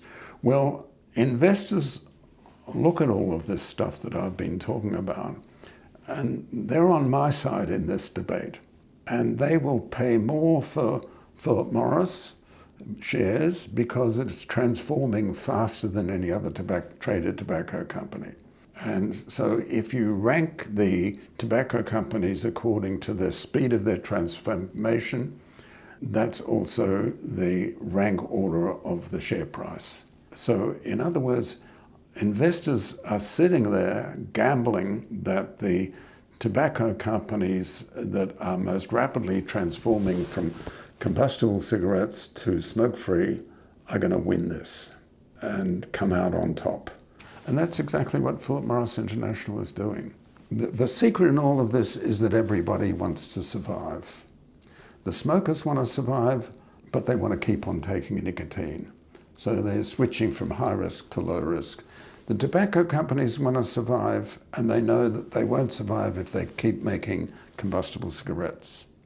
So what is it that you think what's their secret sauce? What is it that enables Philip Morris to understand this consumer and to understand this array of products so well that it's going to be able to survive this transition? Whereas if we look at automobiles, you mentioned EVs, it's not necessarily Ford and Toyota and Nissan that are making the transition. It's all of the upstarts. Well, they had their debate about this as well. Ford Motor Company had a furious debate about electric vehicles. When the last member of the Ford family to be the CEO was still the CEO of Ford, he was a proponent of Ford switching from internal combustion engine to electric vehicles. And he made the case that Ford should do this, and the accountancy division of Ford Motor Company outvoted him. Can you imagine? That's what happened. Toyota picked up the challenge at the time, and they decided that they would make the transition, but that they would go halfway. And so they invested heavily in the Prius, and that enabled Toyota to momentarily do incredibly well, and Ford did. Ford paid a very heavy price for that decision not to go electric. Everyone in the West was outscooped by the Chinese on this. They decided that they would do this and they would do it properly. And BYD is, the result of that is BYD is number one in the world at the moment, electric vehicles. And they've also got number 2 and number 3. So they're setting themselves up for a rosy future in electric vehicles, and the American automobile industry will be watching from the sidelines, thinking this could have been ours. And I think this goes back to the fact that China too has this debate about, ideology versus pragmatism. And this was a furious debate after the communists took over in 1949. And they did both. They did ideology, but they also did pragmatism. So if you were an entrepreneur in China and you treated your workers well and you didn't exploit anybody unreasonably, you lived well, but you weren't unreasonable about it, the Chinese government would leave you alone. And that continued, and then after Mao died in 1976, there was a furious debate, and then Deng Xiaoping made really one of the great switches of world history, going from a central command economy to a basically free market system. And that decision by Deng Xiaoping, which he managed to then get the Chinese Communist Party to accept, that pulled hundreds of millions of people in China out of poverty. And it did. And that's where we are today in China with, now they have their own problems, as you know, and they have this debate about this, which they haven't yet resolved, about the other part of the work that needs to be done, and that is transforming from an authoritarian to a more democratic system. And Hu Jintao was a proponent of moving on that as well. And Xi Jinping wants to keep it authoritarian and make it even more authoritarian. That debate still hasn't been resolved, and now China's managed to get itself into difficult economic territory with massively high youth unemployment and huge real estate problems. I'm sure you know. China's situation is much more tenuous than many people around the world realize. So China is now trying to distract attention from that onto Taiwan and other national issues. We have to be grateful that so many people have been taken out of poverty. And China is making this incredible transformation, which the world doesn't really know about. So they're going from the fossil fuel energy so rapidly to renewable energy. So China has now a third of the world's wind turbines. I mean, staggering. Yeah. And China is about 1/8 of the population, but 1/3 of the wind turbines, for example. Yeah. And their transformation to solar power is going even faster than their transformation to wind power. So China is really out-transforming their electrification, their decarbonization. And unfortunately, many people are still only focused on the negative aspects of China, which are serious. But we should be very grateful for the leadership China is showing the world on decarbonization. So we have this curious situation in the world where increasingly in the West, we want to decarbonize electricity supply, but amongst the health establishment in the West, we don't want to decarbonize nicotine. We want to keep people smoking. It's absolutely bizarre and unsustainable. Decarbonize in terms of maintaining combustion, maintaining as the delivery mechanism. Yeah. So what's happened in order to sustain what are otherwise unsustainable arguments, the health establishment, including notably in Australia, has to rely on denying inconvenient truths. So there's a whole set of myth-making that Australia goes on about that just isn't true. That vaping is a gateway to smoking. It's not a gateway to smoking. It's a gateway to getting out of smoking. that vaping is more dangerous than smoking, some people will say, including some of the leaders in this field. It's nonsense.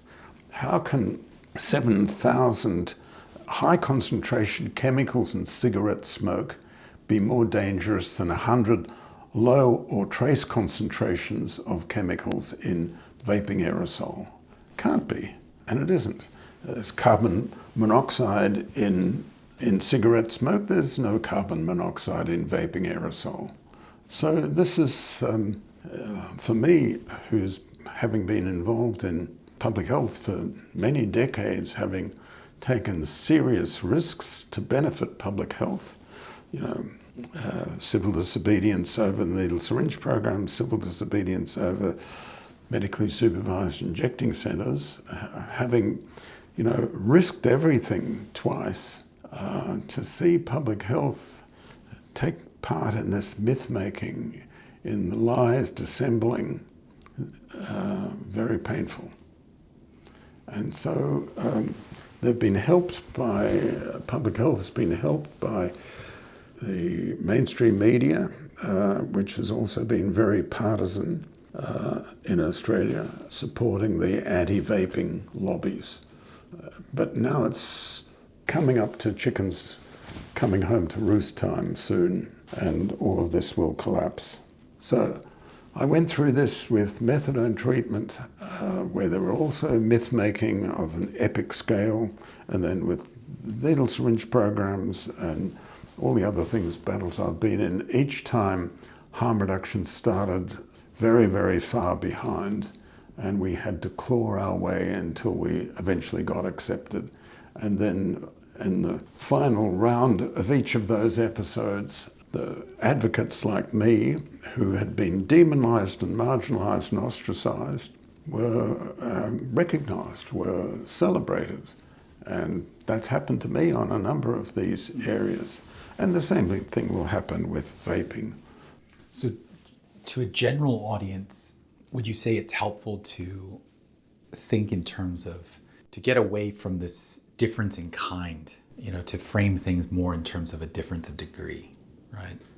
In terms of, like you mentioned, the coffee and the caffeine and this global addiction that billions of us have to caffeine that is hyper normalized. And to then look at some people who might very happily drink wine or drink beer, but then when it comes to cannabis, like, oh no, that's totally different crime, right? Yeah. It in a sense is that for a lay audience, would that be a helpful way to frame things? Is that to look at things and potentially identify them as potentially more similar and being differences of just along the same degree? Look, you're asking a very important question, and you're really alluding to the fact that we know a lot about harm reduction, but one thing we don't know how to do well is how to sell it well. And the result of that is that whereas supply control, the idea that I can somehow magically reduce the supply of heroin, cocaine or amphetamine on the streets in Sydney or in Australia, that sells itself. People buy that argument even though it's baloney. But we don't know how to sell harm reduction. The consequence of that is that about 2/3 of the government spending in response to illicit drugs in Australia, and we now spend close to $3 billion a year responding to illicit drugs in Australia, about 2/3 of that goes to supply control. So customs, police, courts and prisons gets about 2/3 of that, and harm reduction gets about 2%. And the return on investment is on harm reduction, massive return on investment, and the return on investment investing in supply control is negative. You lose money. The more you spend on trying to stop the flow of drugs coming into the country, the worse it gets. So an example of the 2% might be something like the shared needle program. Yeah. Right, which is, again, I couldn't do a podcast without throwing in a few Aussieisms. It's a cheap as chips Yeah. policy mechanism, right? People are doing it anyways, and they're so far into it that they're not even going to think twice about potentially sharing a needle with someone else. For every dollar we spend on the needle syringe program in Australia, the benefit is $27. I'll say that again. For every dollar that Australia spends on the needle syringe program, the net benefit is $27. And that includes the health savings. That includes also the benefit we get from somebody who would otherwise have lived a life where they were costing the taxpayer through their ill health or their unemployment or both. Eventually they stopped using drugs and they got a job and they pay taxes and they look after their children, they look after their partner, they look after their aging parents. I mean, that's what we get. So that's why it's $27. Where did that come from? It came from a study that was commissioned by the Department of Health in 2009, 2010, and it was on the first 10 years of the needle syringe program in the 21st century in Australia. That's where that came from, the figure I'm just quoting. So we tried to encourage other countries to do that as well with limited success, but it gradually has crept up around the world. So there are about 80 or 90 countries that now do needle syringe programs, including the United States, which does them badly, of course. The methadone programs also, and it's now been improved with buprenorphine. There are now about 80 or 90 countries that provide methadone or buprenorphine legally. There's still some opposition, like Russia, Singapore, Saudi Arabia, countries like that. But every year the number of opponents is shrinking and the number of supporters is slowly growing. The overall framework hasn't changed, the international framework, but it's getting harder and harder for its proponents to keep advocating it. And this is the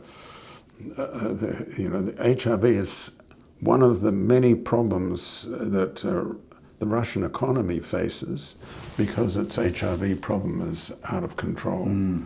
So one day when Mr. Putin is replaced by someone who lives in the real world rather than the fantasy world that he's locked into, they'll also have to deal with this problem in Russia. So I did in 2010, I did a project in Georgia, which is now being taken. 2010, right after the war. Yes, it was 2 years after they'd taken control of South Ossetia and Abkhazia, two of the provinces. So I did a project on HIV in Georgia, and they get drugs from Russia, and they have really terrible illicit drugs because of the draconian way that Russia responds to this and the lack of harm reduction. But Georgia was trying to leave the Russian orbit and become part of Europe, Western Europe. Last October they unfortunately had fraudulent elections which Russia was able to command, and so now they're being dragged back into the Russian orbit. I was just there in September. Oh, in Georgia, yeah. I mean Georgia, next to Armenia and Azerbaijan. So we were there just before their elections. It's a terrible situation. So they had a drug there in 2010 called crocodile, which is a synthetic drug they make from rubbish constituents. And they get a lot of opium coming up from Afghanistan through Tajikistan into Russia. And so opium is heroin is readily available throughout Russia. But their response to it is fantasy, that they can control it, and they have invented this science they call narcology, which is unique to Russia, thank God. What is narcology? Narcology is this whole, the Russians are good at inventing these almost like a religion. So they believe that they can somehow keep the drugs out of Russia. So they have forced drug treatment of people who are using drugs, great expense, very cruel, and they take these people who are using drugs and they confine them and subject them to forced treatment. And of course it's completely negative. And they don't allow needle syringe programs, they don't allow methadone treatment, and they try to project this onto their neighbors in the stands and Belarus. So it's not a good situation. Having the background as a physician all the way to somebody who's again worked in public health and at this almost like global governance type of level with experience, thinking about surveillance or the epidemics, if we talked about that family level. I just wanted to ask you a question about the individual level, dropping down even lower. Yeah. So let's say somebody is a user, again, all of these labels have certain meanings, to call somebody an abuser or something like that, but they're a heavy user of some type of substance. They're realizing that there are some negative consequences to what they're doing. My sense of it is that sometimes when we're value neutral at the higher levels, right, applying that sort of value neutrality individually sometimes is a little bit challenging. What would your advice be to somebody who is looking to potentially move away from their drug use, but is struggling to find ways to do so? That's a very important question. And Johann Hari said something that I really like, and he's good with words. And he said, we've tried hating these people for 100 years and it hasn't worked. What would happen if we decided instead to love them? And not sure I think it's a terrific way to encapsulate the idea. We have to look after these people. They're our brothers and our sisters, our sons and daughters, our mothers and fathers, our uncles and aunts. They're us. How do we look after them? How do we love them? We love them by being compassionate, by making sure that they've got decent housing, making sure that they've train them if they haven't got any job skills. Give them job skills. Get them employed. One of the best things you can do for somebody like that is give them a job. Look after their children. Make sure they've got good health care. These lessons are all over the place and they're in flashing neon lights. I worked in Iran, and Iran decided they had far too many people in prison. They wanted to reduce their prison population by 75%. So one of the things they did was they did a couple of things. Iran is famous for its, for its ideological approach. But if you scratch below the surface, you see there's a lot of pragmatism in Iran. So what they do is they have in their prison system something that is like a motel. And if you're a male prisoner in Iran, they let your wife stay overnight in the motel. Not every night, once a month or once in 3 months or something like that. So to keep the relationship going. That's pretty good. I wish we did that in Australia. Why is that important? Because your chances as a male ex-prisoner of return to crime and return to incarceration depends on you reintegrating with your family. And if you want to keep that male prisoner integrated with his family, keep the family, husband, wife, male, female relationship going. So yes, let the wife stay overnight in prison and keep it going. So then when they came out of prison, apart from that, Iran built a network of post-prison health services. They knew that these men were physically unwell and needed health care, so they established a separate healthcare system just for people who'd been in prison, because we want to keep you out of prison. So we know how to do these things, but we don't have the political will to do them. That's what we really should be doing. I've been, just to give you a personal idea, I was referred a psychiatrist in the 1990s whose wife had taken her life, and he had spiraled out of control. He'd become mentally ill, and he had had sex with a patient, and she had introduced him to heroin.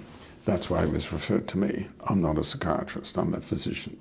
So I started him on methadone, and I tried to see him when I could. That wasn't easy.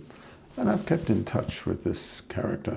Then when I retired, I offered to help him try and get his medical registration back. So we started working together in 2012, and in 2013 he stopped using drugs. Unfortunately, he kept going with the most dangerous drug of all, which is called nicotine, in the form of cigarettes. He kept smoking. He managed to quit that through vaping. And 2016, he got his registration back, his medical registration. 2017, he started working as a doctor again. And he's still working today. He's at work as a doctor. You know, we worked closely together, and it didn't happen overnight, all these changes. It was a lot of, we met frequently and regularly, and he did one thing, and then he'd do something else a few months later, and he gradually improved. New South Wales has a public sector mental health crisis at the moment, and he's working in mental health. He's in the public sector, and he's much happier. Of course, he's very happy that he's not using heroin, that he's not using the other drugs. He's happy very happy, like you, that he's not a smoker anymore. So what I'm saying to you is we can do these things. Would this journey have been easier if he'd been thrown in jail? Hell no. Would have been even more difficult. It was difficult enough, I can tell you, without him having been in prison. So we have to get out of this whole mindset that throwing people in prison and punishing them and taking away their families and taking away their wealth and taking away their jobs and career. Every time we do that, it makes it much harder. On this stuff, I'm right. And I think gradually people realise that the arguments that I've been making are sound. Deontology is an easy sell, but it doesn't work. Consequentialism is a difficult sell, but it works. So how did I begin this journey? My journey in this really started in 1971. It was my first year as a doctor. I was working at the Alfred Hospital in Melbourne, in Commercial Road, Prahran, and the Alfred Hospital was rebuilding a central tower block, which still exists today. It was just being constructed while I was a first-year doctor there. And one day I'm walking through the foyer of the building, and the architect's got a scale model of the tower block, and he's explaining the scale model to some people. And then when he's finished dealing with those people, I got up to the architect and I said, tell me, this tower block that you're building, you've got a tower model for, you've got a scale model for, how are the beds going to be allocated in that tower block? And he said, well, this tower block was designed before car seat belts came in, and it's being built now. We've got car seat belts, and they've dramatically affected hospital bed utilisation. I said, how's that? And he said, well, we had, in this tower block, we had, I can't remember the exact figure, we had 35 beds allocated for faciomaxillary surgery. And that is for people who get thrown out of the car when it crashes and go through the windscreen or out of a door, and they land headfirst on the road, and they get a fracture of the middle third of their skull. And that is the part of the skull that is behind the eyes and the nose. That part breaks. And it's a very expensive injury. It's a very dangerous injury. A lot of people die, but a lot of people will also will survive, and we have to fix that fracture. So we didn't need 35 beds. After car seat belts came in, and car seat belts are pure harm reduction, we only needed 2 beds for faciomaxillary surgery. So 10 beds went for cancer treatment, 12 beds went for cardiac, heart disease. So we dished out the beds to the other specialties because we didn't need to have 35 beds. So when he said that to me, it was like I was being hit by lightning. Suddenly this bolt. This is what's really important in health, is prevention. Somebody made a decision to have car seat belts in Australia and make them compulsory, and then to have them, they started in the front, and then they were the front and the back, and then we made them compulsory, and then we fitted, you couldn't sell a car without car seat belts, and then we had airbags, and then we had motorcycle helmets, and then we had bicycle helmets, and all of this has saved thousands of lives. When I was a medical student, we had 30 road crash deaths per 100,000 per year. We now have less than 5 road crash deaths per year in Australia. And that's not only because of harm reduction, but harm reduction's played a large part in it. We're reducing the harm done by road crashes. And of course we try and reduce road crashes as well. That doesn't stop. But we put a lot of attention to making sure that you weren't damaged by a road crash. In the same way as we're putting energy into saying, if you want to have nicotine, you don't have to light a fire and then inhale the smoke from that fire.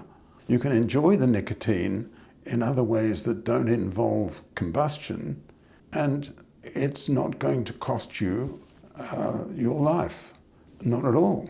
And people are moving at a phenomenal rate over to that. So we win these arguments, but it's hard work and it's not popular work. But that's what I've done, and with my last in the last 40 years or more, and it really all began because of me being exposed in a hospital foyer to an architect explaining that car seat belts had huge unintended benefits that people hadn't realized how beneficial they would be. Logically speaking, though, when you mention the automobiles, really to me a perfect encapsulation. It helps frame the entire idea of harm reduction. What came to mind when you mentioned that analogy was that I can believe everything that you say, see it as 100% logical, that people are driving and we want to reduce harm, and we do all of these measures. We put all of these policies in place to reduce that. So as you very clearly pointed out, I can have that view, but simultaneously also see the absurdity in vehicle use, mass vehicle use, to the detriment of public transport, right? So that we can then say, okay, the Aussie model of development, relatively similar to the US model. Let's use the US model as an example. We've totally denigrated public transport. No one cycles. Everything is an 8-lane highway and so on and so forth. So I can see the absurdity of that. But now that we have this system, we might as well make it less harmful. So I guess the analogy that I'm making, right, is that I can see the absurdity of using heroin, right? To me, I look at somebody using heroin, I think that's absolutely the dumbest thing. For me personally, I do make that value judgment. It's a stupid thing to do. And I tell my kids, no, do not do heroin. I'll tell them that about many of these class A substances. Don't ever do that. But I can still see your view, which is that for the class of people that are going to do this anyways, there's a lot to be said about accepting the reality and putting all of our effort into reducing the harm. Yes, absolutely. Look, inevitably when you try and adjust a policy to make it less adversive, you get accused of being somehow tied up with that policy. So, for example, I'm not explaining this well, but for example, during the Vietnam War, people like me who were vigorous critics of what the West was doing in the Vietnam War, we were accused inevitably of being pro-Ho Chi Minh, pro-Viet Cong. That's how the system works. That's how people brand you. That's how they smear you. So when people like me who are realists about smoking and nicotine, we get accused, I'm accused of being a shill for big tobacco. I'm not a shill for big tobacco, but I care much more about preventing cancer, heart and lung disease and premature death than I am about the tobacco company. And if a tobacco company can transform from making a profitable product that kills people to making a profitable product that doesn't kill people, I welcome that. But nevertheless, because my opponents in the tobacco harm reduction debate have so little to argue for, they find it convenient to call me a shill for big tobacco. And they do. Which I think is unfair. Well, of course it's unfair, but they're stuck in their ideological prohibitionist model, and they can't snap out of that. They're trapped in it. And look, the prohibitionist model has worked well for them. In the sense that they've had great careers, their organizations are well funded, their organizations they've struggled to set up, and people like me are a threat to those organizations. They've worked hard for decades for these organizations. They want to see these organizations survive. So they turn on me and people like me who advocate realism. It isn't easy, I can tell you that, for me, struggling with that. But I've had so many decades of it, I don't enjoy it, but I've learned to have a thick skin about those attacks. So yes, we can discourage the use of dangerous psychoactive substances, and we should. I don't have a problem with that. But at the same time, we have to be realistic about the fact that people enjoy drugs. Many people enjoy drugs. There has to be a reason why just about every culture we know of in history has enjoyed some kind of drug use. The only exception seems to be the Eskimos, who live in a part of the world that is so cold that nothing will grow and nothing will ferment.